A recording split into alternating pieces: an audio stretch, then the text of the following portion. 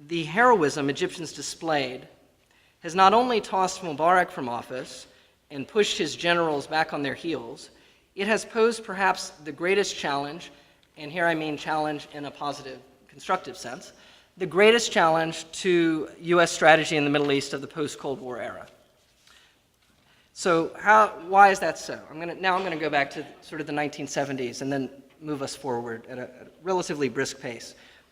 At the beginning of the 70s, the British withdrew from the Persian Gulf. They had, even during the post-colonial period, they retained influence in the Persian Gulf, and they were considered to be a sort of security guarantor for the flow of oil out of that area. And as they withdrew, the U.S. developed a strategy. It was called the two-pillar strategy, where it would depend upon, this is under Nixon, where the U.S. would depend upon Iran and Saudi Arabia as the guarantors of security in the Gulf. So you depend on Iran and Saudi Arabia, what could go wrong, right? So in this context, Sadat became president after Nasser died. He becomes president in 1970. He sort of consolidates his power in 1971. And he begins to turn Egypt away from being an ally of the Soviet Union, which it had been for years, and starts to court American support. Now, at this point, the Sinai Peninsula is occupied by Israel. Israel took the Sinai in the 1967 war. So Sadat is keen to try to get the Sinai back, and he reaches out to the Nixon administration, but doesn't get much attention. They really don't reciprocate his interest in terms of having a serious peace process, because they think, well, Egypt is more or less defeated, what can Egypt do? Well, on October 6, 73, Sadat shows what Egypt is still able to do. He launches a war, crosses over the Suez Canal, launches a surprise attack into the Sinai, which is paired with a Syrian attack as well. And he manages, with this war, which basically ends in a stalemate, to draw Nixon and Kissinger's attention to Egypt as a serious strategic player in the Middle East. And so it's really 1973 and 74 when the U.S. and Egypt began their contemporary relationship. This is when diplomatic ties were restored, when the U.S. Sent an ambassador back to Egypt, and when Sadat and the White House started working very closely together. Now, from that point, Sadat, basically the rest of Sadat's tenure involved a desperate bid to get foreign investment and foreign aid to pull Egypt out of its kind of post-war economic slump. And military spending, for example, rose even after the 1973 war. It rose dramatically. And so as Sadat tried to keep the military happy, he was forced to court foreign support really aggressively. And while doing this, he ended up supporting cuts in subsidies, which were vital for millions of Egyptians, and that provoked the 1977 price riots, which I list in the timeline. It was 2 days of rioting up and down Egypt.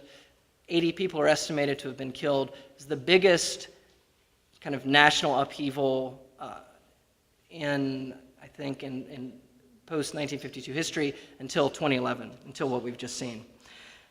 So it's in this context that, really a context of desperation and a sense of being alienated from his people, that Sadat really embraces Jimmy Carter's interest in working on Middle East peace. And in 1977, Sadat goes to Jerusalem, which is the first time an Arab leader is going to Jerusalem, addressing the Israeli government in the Knesset itself. And he speaks of making a regional settlement for the Arab-Israeli conflict. So resolving all of the issues that were left over after the 1967 war. And then from there, the next year, he and Begin attend the talks at Camp David that are organized by Carter. And what happens at Camp David with this really seminal moment for Arab-Israeli peace as we currently have it in the Middle East is that Carter and Begin, and this is in Carter's memoirs, The Keeping Faith, they lean on Sadat as an autocratic ruler who's able to make concessions that democratic leaders cannot make. So they basically make the argument to him, we need you to compromise more because you're not facing elections. And you've been able to do dramatic things in your country. Look how you took Egypt away from being a Soviet ally to being an American ally. Look what you did with the '73 war. So you are not constrained domestically. And it's this idea that the Egyptian president can basically ignore public opinion or just override public opinion that sets the stage for what unfolds over the next really 34 years, where you have Egyptian presidents Sadat and then Mubarak, who are can be very responsive to a constituency in Washington, while being really adversarial to their own popular constituency at home. Out of the Camp David meeting come two framework documents. The first is for a conclusion of an Egyptian-Israeli peace. The second is for a broader Middle East peace and resolution of the Palestinians' political situation in Gaza and the West Bank. The second framework was not considered a very strong document. The first one was something that Egypt and Israel and the U.S. could really work with, and they conclude the bilateral peace treaty in April of 1979. Now, at this point, Sadat's popularity is dropping rapidly. It's not that Egyptians wanted another war. They certainly didn't, and they still don't. But they had hoped that their sacrifices in 1973 would deliver a regional solution to all of the Arab-Israeli conflict, not just this kind of separate peace between Egypt and Israel.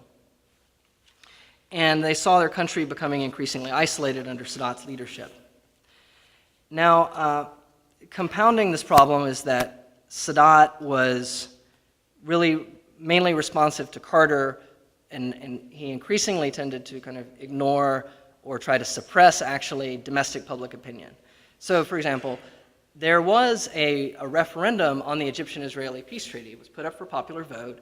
It passed with around 98%. I mean, it wasn't really a democratic, free and fair referendum, nor were the elections that filled Sadat's parliament that approved the peace treaty.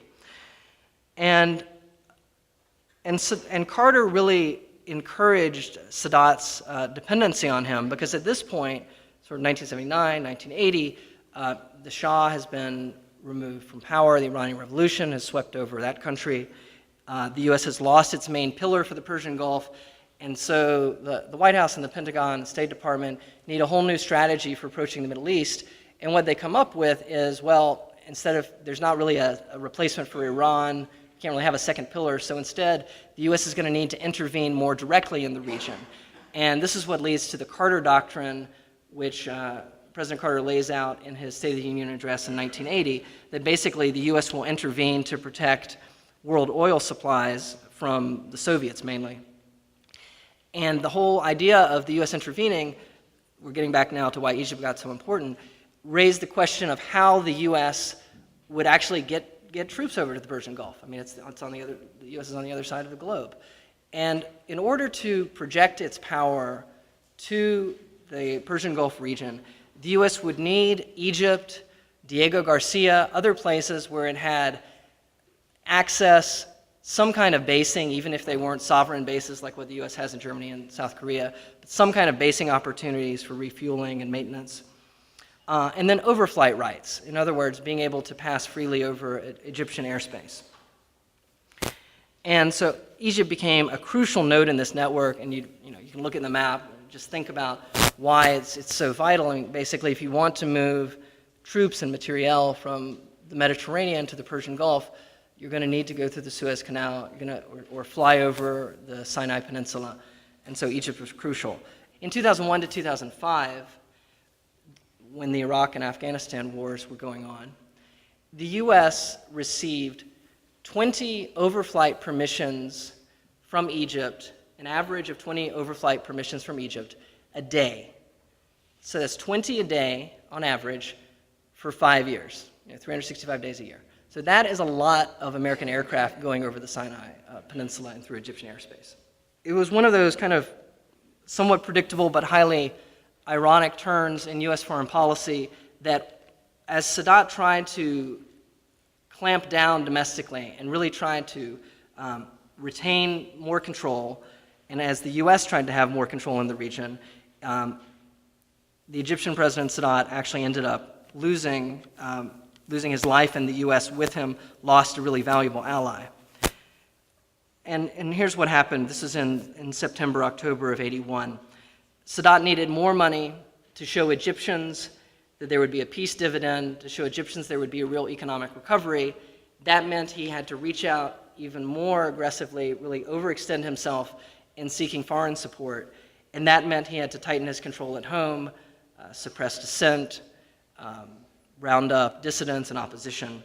And it all ended violently in fall of 1981 after detaining some 1,500 opposition figures from all across the political spectrum: leftists, Islamists, secularists, business leaders, feminists. Sadat was killed by an Islamic militant during the annual military exposition that commemorated his October 1973 victory. And so there we move with his death from the Sadat era to the Mubarak period. In 1981, after Reagan came in and replaced Carter, the White House was fairly kind of dismissive of Sadat's pleas for help. That changed dramatically after Sadat was killed. They were extremely responsive to Mubarak, and really Sadat's death shocked the administration out of its complacency. And so Mubarak got additional military aid, eventually rising to the $1.3 billion that we still have going right now. Although that's just a constant $1.3 billion, so if you adjust for inflation, in 1981 dollars, it's less than half than that, but still a substantial sum. And he also got expedited delivery of military equipment. So let me pause here and just speak a little bit about what the aid gives Egypt. Because we saw the footage over the past few weeks of the riot police with their truncheons, their tear gas canisters. Many of the tear gas canisters were made in the U.S. They say that on them. But actually the military aid, the $1.3 billion, is going for high-tech weaponry, large vehicles, so very expensive items. So like F-16s, tanks, the kinds of things that we've seen the military driving around in downtown Cairo. But not really so much for riot control equipment. I mean, this may be sort of a small point, but riot control equipment is actually ubiquitous, it's relatively inexpensive, so you don't need a $1.3 billion aid package to get that. The main purpose of the aid package was not for the Ministry of Interior or sort of domestic repression so much. It was to ensure the loyalty of the military to the president and prevent a coup attempt. And it has been successful in that regard. We saw the military remain loyal to Mubarak through the end. So that's been the main purpose of the aid program. In addition to the military aid, there has been an economic aid program which averaged about $800 million a year in the 1980s. It's declined since then, and right now it's about $250 million. You can see by the figures that I've included in the handout in terms of how Egypt's economy has been doing. Decent growth rates over the past few years, 5.2%, for example, but very high levels of poverty. The estimates are 20%, but it could be, estimates were 20% in 2005, supposedly much higher than that. I've heard 40% currently. So, and this is recognized in one of the WikiLeaks cables where the embassy in Cairo says that the economic reforms have been a great success despite high and apparently irremediable poverty levels in Egypt. So, it's 7% growth, 6% growth, that's what they're looking for. And they've achieved that. But what we can see is that all of the economic aid has not translated actually into broad economic development.